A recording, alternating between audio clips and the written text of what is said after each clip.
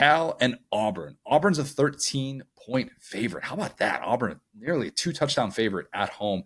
The over-under I have is 9 Peyton Thorne pass completions. That sounds low because it is, and it's what he had in this game last year. Yeah.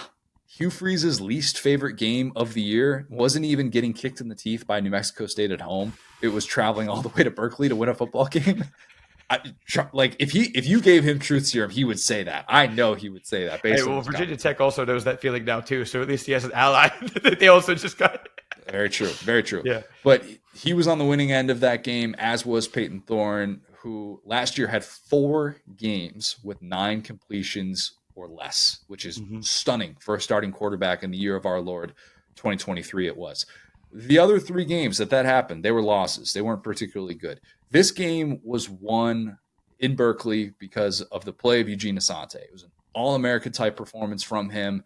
The Cal offense pretty much lost its identity once Jaden Ott went down in the second half of this game. Speaking of Jaden Ott, a guy that we knew was back this season, and we didn't forget that in the middle of the offseason when we were randomly talking about like better running backs and like some of the best running backs in college football. He is banged up for this one, dealing with an ankle injury that he suffered in the opener, but he is expected to be able to play. He's Cal's only hope. He is. But I think it's really telling that Auburn's a 2-touchdown favorite in this one. Cal couldn't block UC Davis. All right. Well, Jaden Ott, great player.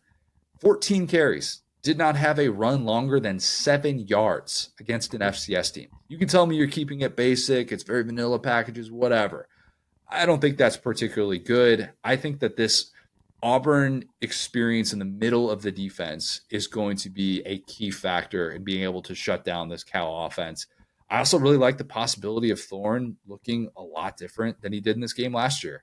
And I don't necessarily think that it ends up being a game in which the new Auburn receivers, I should say, have a combined 6 touchdown catches like they did in the opener. That would be insane if they repeated that type of performance, but you'll hear a lot from them. And it's going to be very evident. If you didn't necessarily want to believe that this was going to be a different Auburn passing game because it happened against FCS competition, totally get it. Watch him in this game and watch him against a defensive mind in Justin Wilcox, who is respected in this sport. I think that Auburn wins this game going away. I think this is a blowout. I think it's 35-7 Tigers roll.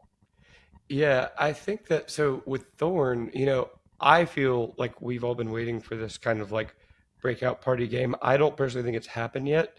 And it's kind of crazy that it hasn't, just because of how good of an offensive mind Hugh Freeze is. Beating up on Alabama A&M is not going to do it for me. But I think that Cal could be that exact thing. Talking about being a Jordan Hare, like that home field always matters. I exactly see with your point.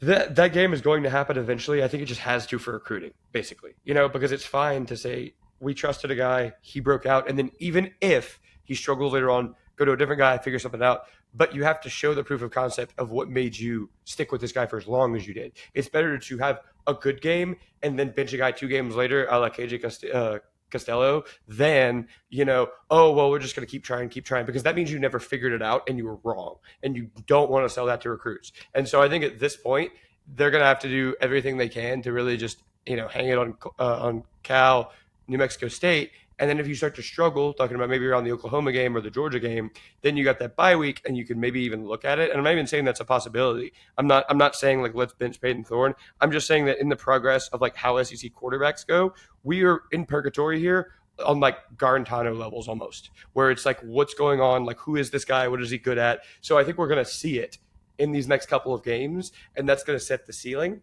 And then that's what we're going to always be going back to. Remember the X game, like this game here, the Cal game. So yeah, I think Auburn is going to come out and probably cover that, look really confident, as they did in week 1, and hopefully probably beat New Mexico and then the following week. And then they're going to be like, we're going to be singing Hugh Freeze's praises going into the Razorbacks game, Arkansas game, September 21st.